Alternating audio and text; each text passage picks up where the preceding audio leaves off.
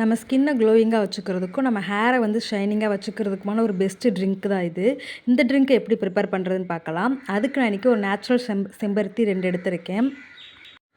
உங்களுக்கு ஒருவேளை நேச்சுரல் செம்பருத்தி கிடைக்கல அப்படின்னா நீங்கள் பவுடர் கூட யூஸ் பண்ணிக்கலாம். 2 செம்பருத்தி பூ போதும். இதை இப்போ நல்லா வாஷ் பண்ணிவிட்டு அதோட இதழ்களை மட்டும் நம்ம தனியாக பிரித்து எடுத்துக்கலாம். நெக்ஸ்ட்டு பார்த்தீங்கன்னா ஒரு பவுலில் 1 டம்ளர் அளவுக்கு நான் தண்ணி எடுத்துக்கிறேன். அந்த தண்ணி நான் வந்து நல்லா கொதிக்க வச்சுக்கிறேன். அந்த தண்ணி நல்லா பாயில் ஆகும்போது அது கூட நம்ம இந்த செம்பருத்தி இதழ்களை சேர்த்துக்கலாம். சேர்த்துட்டு ஒரு கொதி வந்தோடனே நம்ம ஆஃப் பண்ணிட்டு க்ளோஸ் பண்ணி வச்சிடலாம். க்ளோஸ் பண்ணிட்டு கொஞ்சம் சூடு குறையவும் நம்ம குடிக்கிற பதத்துக்கு சூடு வந்ததுக்கப்புறம் இதை வந்து நம்ம வந்து ஃபில்ட்ரு பண்ணி நம்ம வந்து ட்ரிங்க் பண்ணிக்கலாம். நான் வந்து இதில் இனிப்புக்காக நான் வந்து இன்றைக்கி ஹனி சேர்த்துருக்கேன். நீங்கள் வந்து அப்படியே கூட குடிக்கலாம். இல்லாட்டி ஹனியோ இல்லை நாட்டு சர்க்கரையை கூட சேர்த்து குடிக்கலாம். இதை நீங்கள் ரெகுலராக எடுத்துக்கும் போது உங்கள் ஸ்கின்னும் பார்த்திங்கன்னா நல்லா ஷைனிங் ஆகும், ஹேரும் வந்து நல்லா க்ளோயிங் ஆகும்.